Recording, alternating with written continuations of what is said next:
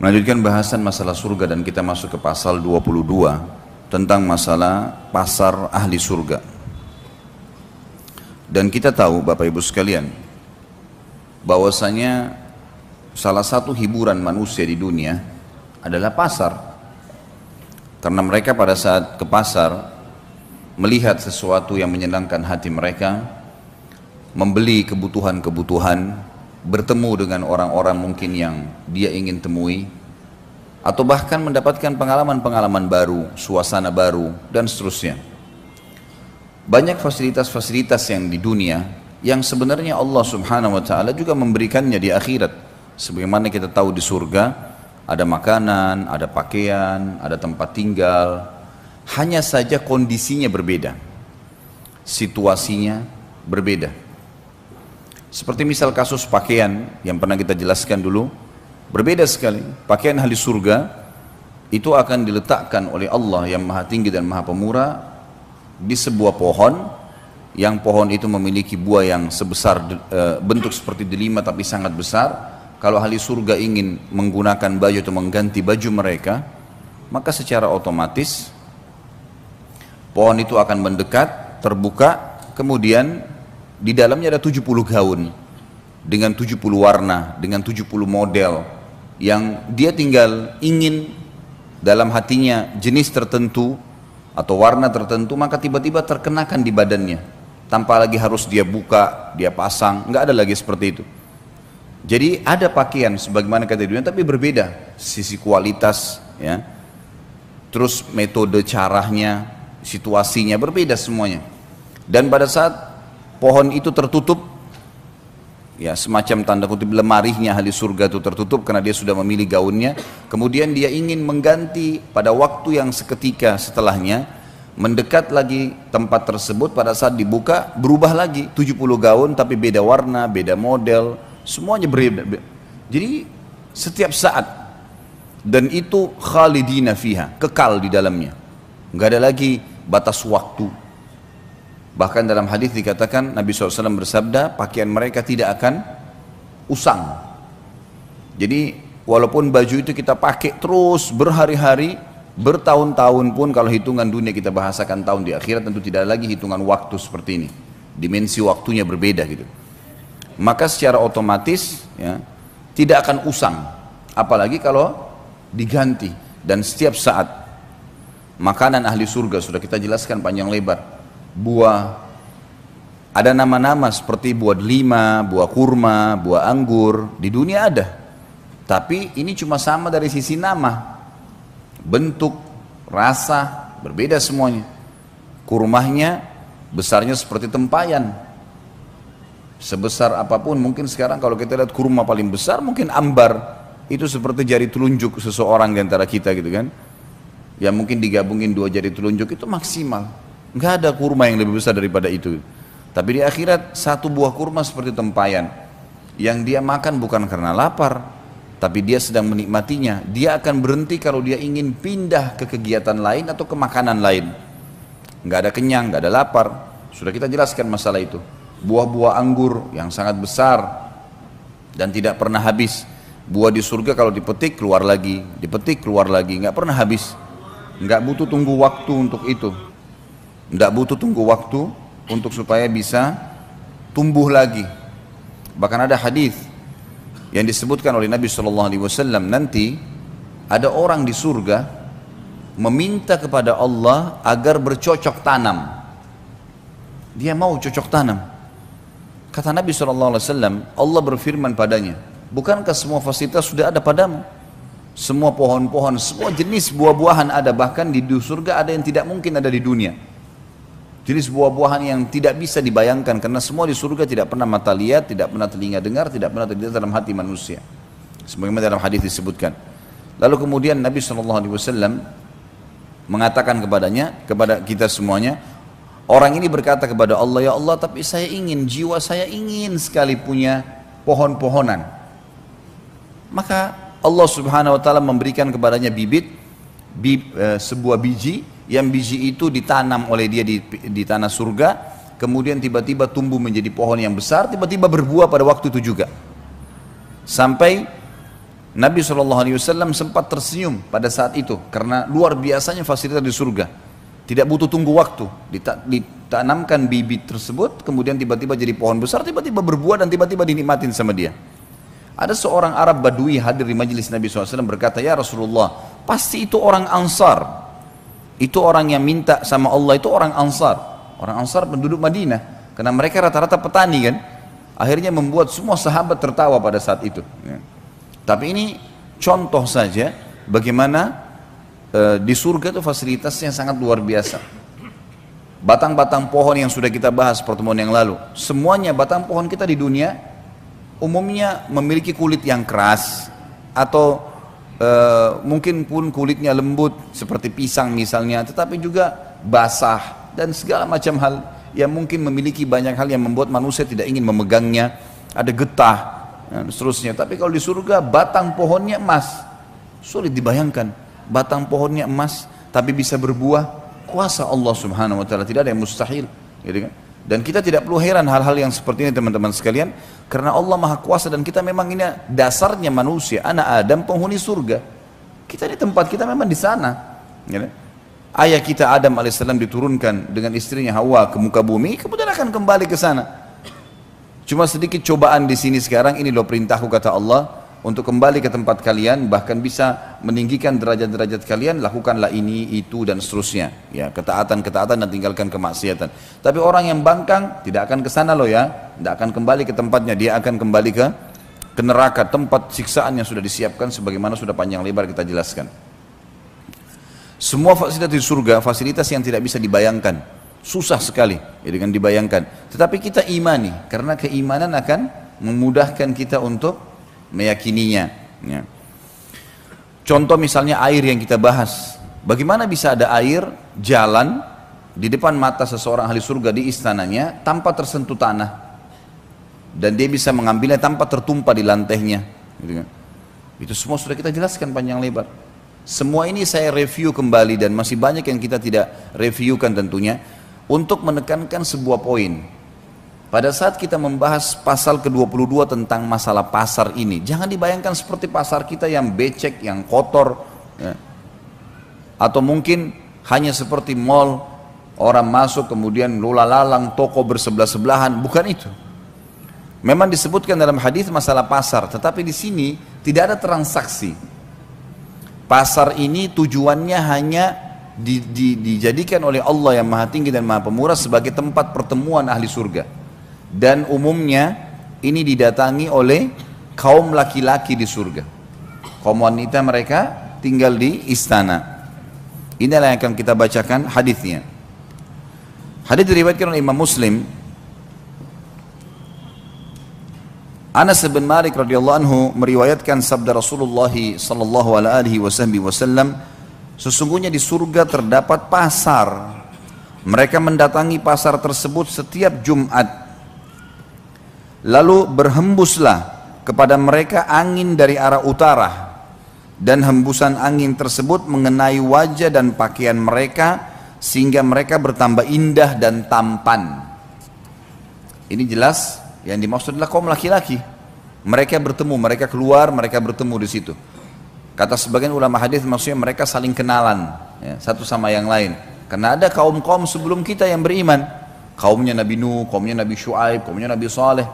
Kita sama-sama di surga. Maka kita berkenalan sama mereka, dan itu setiap Jumat. Tentu di surga sudah tidak lagi sholat Jumat, gitu ya. Tapi mereka bertemu. Satu-satunya ibadah yang tertinggal yang kita lakukan di dunia dan akan ada di surga adalah zikrullah. Karena kita selalu berzikir, bersyukur kepada Allah SWT pada saat itu. Kemudian mereka pulang menemui istri-istri mereka dalam keadaan semakin tampan dan mempesona. Berarti jelas ini kaum laki-laki ya. Karena para istri mereka menunggu di rumah atau di istananya. Melihat itu, istri-istri mereka berkata, demi Allah, engkau semakin bertambah indah dan mempesona setelah meninggalkan kami. Tadi baru keluar menuju ke pasar, kemudian sekarang balik, tambah tampan, berubah. Ya. Ini bukan karena pergi salon suaminya, ya. Kemudian baru cukur baru, ya. Enggak. Kadang-kadang orang kalau pergi salon cukur balik masih ada saja harus mandi gerak. Enggak ada, ini tiba-tiba sudah sangat sempurna. Gitu. Enggak ada lagi orang jelek di surga. nggak ada lagi orang jelek. Dan sebagaimana juga sudah dijelaskan, salah satu ciri ahli surga adalah mereka memiliki kulit yang sangat bersih. Ya. Nggak ada lagi orang yang memiliki kulit yang kotor, yang gelap. Semuanya sudah berubah. Dan pada saat itu Allah yang maha tinggi dan maha pemurah juga menjadikan para istri di istana-istana mereka berubah juga tiba-tiba menjadi lebih cantik dan lebih mempesona dari sebelumnya. Karena para laki-laki penghuni surga berkata, demi Allah, engkau juga semakin bertambah indah dan mempesona setelah kepergian kami. Dan ini sekali lagi ya, tanpa melalui proses. Dalam arti kata, ya Allah SWT ubah menjadi tiba-tiba lebih tampan, lebih segar, ya, lebih bersih, lebih rapi. Ya. Semuanya tiba-tiba seperti itu dengan kuasa Allah Subhanahu Wa Taala. Karena memang surga tempat kenikmatan. Makanya Imam Ahmad rahimahullah mengatakan tempat istirahatnya orang mukmin di surga. Dan bumi ini, dunia ini bukan untuk istirahat. Salah. Kalau ada orang mukmin terus berlihai-lihai, malas, tidak sholat malam, tidak baca Quran, tidak hadir majelis ilmu, tidak puasa, maka ini orang yang salah ini. Karena dia harus tahu perbuatan-perbuatan ini yang membuat dia nanti mendapat derajat yang tinggi di surga. Di sana saatnya istirahat. Ya. Sekarang kita bekerja, seperti kita lagi keluar pagi, bekerja ke kantor, kita ikut jalan macet, apalah segala macam rintangannya, suka dukanya, hujan segala macam, bekerja capek, pulang malam istirahat di rumah. Rasionalnya begitu. Jadi memang saatnya kita bekerja, Bapak Ibu sekalian, jangan malas-malasan. Sholatlah, puasalah, ya, sedekahlah, zikirlah, bacalah Al-Quran, hafal Al-Quran itu. Jangan penyesalan nanti terakhir baru datang. Ini rugi sendiri kita nanti, ya. Karena penyesalan nanti terakhir teman-teman sekalian. Walaupun orang masuk ke dalam surga disepakati oleh para ulama, tidak ada orang ahli surga menyesal. Karena nikmat yang paling rendah pun di surga sudah membuat mereka sangat puas. Tetapi perlu kita renungin, selama kita masih hidup di dunia dan kita punya peluang untuk meninggikan derajat kita, kenapa enggak? Kenapa tidak kita lakukan? Apa sih yang membuat tidak mau sholat duha, tidak mau sholat sunnah qobliyah, tidak mau sholat sunnah ba'diyah? Berapa lama dikerjakan? Dan itu kalau dinikmatin akan jadi nikmat itu. Sampai Nabi SAW mengatakan dalam hadis, innama ju'ila qurratu aini fis shalah. Allah telah menjadikan kenikmatan hidupku di sholat. Di atas skalanya sholat bagi dia, sallallahu alaihi wasallam. Dan kita pengikutnya, harusnya kita mencontohi beliau. Sholat itu nikmatin Bapak Ibu sekalian, dari takbir Allahu Akbar, tenang, baca iftitahnya pelan, Al-Fatihah pelan. Jadikan betul-betul sebuah pertemuan mulia antara kita dengan Sang Pencipta Allah. Tanda kutip di sini. Karena kita komunikasi dengan Allah Subhanahu Wa Taala dengan sholat, gitu kan? Karena sholat itu memang doa. Ya, seseorang sedang menyampaikan, sedang komunikasi dengan Tuhannya. Dalam sebuah hadis sahih dikatakan kalau seorang hamba mengatakan alhamdulillah, Allah menjawab dari langit, habadani abdi, hambaku memuji-muji saya. Memang ada respon. Kita kalau ruku kita mengatakan subhana rabbiyal azim, maha suci Tuhanku yang maha agung. Sami Allahu liman hamida, Allah telah mendengar siapapun yang memujinya. Rabbana walakal hamd, segala puji bagimu wahai Tuhan kami. Sujud subhana rabbiyal a'la, maha suci Tuhanku yang maha tinggi. Memang kita sedang komunikasi. Tahiyat at-tahiyatu lillah, semua ucapan baik yang kami ucapkan untuk Allah. Jadi semuanya memang komunikasi seorang hamba dengan Sang Pencipta Allah, maka harus nikmatin, ya. Jangan bermalas-malasan. Malas ini adalah penyakit yang harus dijauhi dan tidak layak dipredikatkan atau bahkan melekat pada seseorang mukmin dan mukminah. Tidak boleh. Saatnya kita bekerja, gitu kan. Nanti di surga akan ada balasan yang membuat kita puas. Kata Allah dalam Al-Quran, fala sawfa yarda. Semua orang-orang yang berbuat ketaatan itu nanti dia akan ridha, dia akan luar biasa puas. Bahkan ya, mereka berharap kalau bisa kembali ke dunia supaya mereka mengulangi amal-amal soleh dan memaksimalkannya. Ya, kemudian barulah mereka meninggal dunia. Para sahabat itu kalau sholat sampai disebutkan dalam riwayat seperti seperti batang pohon yang tidak bergerak. Walaupun sampai disengat, ada beberapa di antara mereka disengat dahinya oleh lebah, berdarah, nggak bergerak. Karena nikmatnya mereka sholat. Ada di antara mereka dikena anak panah, berdarah, tidak bergerak. Gitu. Bagaimana dengan kita? Kadang-kadang cuma karena gerah sedikit, nggak mau sholat malam. Digigit semut, sudah berhenti, konsentrasinya buyar semua. Gitu kan. Yang lebih besar Anda atau semut? Hah? Lebih besar kita kan? Digigit ia sakit, ya sabarlah. Gitu. Kecuali kalau kita lagi tidak sholat. Gitu. Kalau lagi tidak sholat mungkin lain, kita bisa memindahkan dia, tapi kalau lagi sholat, terus kemudian gara-gara itu syaitan tunggangi satu ekor semut untuk supaya kita tidak khusyuk sampai salam, ini bagaimana? Kehilangan banyak pahala, gitu kan? Makanya semua tempat, lokasi kita sholat memang sudah dibersihkan, diamankan, kemudian baru kita sholat. Karena termasuk tambahan dan adab dalam bab sholat, kalau seseorang itu memperindah dan menambah kenyamanan tempat-tempat ibadahnya, sejadahnya sudah bersih, mukenanya sudah bersih, sudah dibubuhi minyak wangi, kemudian segala macam hal yang merupakan masuk dalam bab adab. Itu nanti akan kita bahas insya Allah setelah selesai, karena bahasan kita tentang surga hari ini selesai ya. Insya Allah pertemuan akan datang kita akan masuk kembali ke kitab Minhajul Muslim. Kita akan lanjutkan bahasan kita, karena ini sebenarnya bahasan buku Rasulullah SAW cerita surga dan neraka ini pelengkap dari bahasan Minhajul Muslim. Pada saat kita bahas tanda-tanda hari kiamat, mahsyar, juga tentang kematian dan nikmat dan azab kubur, di Minhajul Muslim tidak disebutkan surga dan neraka, makanya kita pindah ke buku ini. Dan ini pasal terakhir kita dalam masalah surga dan neraka ini. Dan saya tetap berharap Bapak Ibu sekalian, buku ini harus selalu dijadikan sebagai rujukan untuk dibaca, bukan hanya pada saat kita taklim saja. Sebelum tidur review lagi kembali, baca tentang neraka, atau merasa futur itu kayak orang yang lemah lagi imannya. Buka buku ini, baca tentang neraka, baca tentang surga, janji-janji Allah, itu sangat bagus ya. Sangat bagus, sangat membantu kita sebenarnya untuk kembali mengingat akhirat. Karena beriman tentang akhirat ini sangat besar manfaatnya, luar biasa. Orang kalau mendahulukan akhirat dan selalu tahu kalau akan ada alam akhirat sana, dia buka matanya sehingga melihat realita memang dunia akan kita tinggalkan. Karena sehebat apapun seseorang, sekuat apapun fisiknya, sesehat apapun dia, setinggi apapun jabatannya, tetap mati gitu. Itu faktanya, itu nggak bisa kita bohong, nggak bisa didustakan itu, gitu kan? Dan semua yang kita kerjakan, sebagaimana ada hidup dan mati, akan ada hisab di sana, ada surga dan neraka, gitu. Maka seseorang beriman tentang adanya akhirat sangat luar biasa, membuat ketentraman jiwa, karena dunia jadi kecil buat dia. Seberat apapun cobaan dia bisa laluin, gitu kan?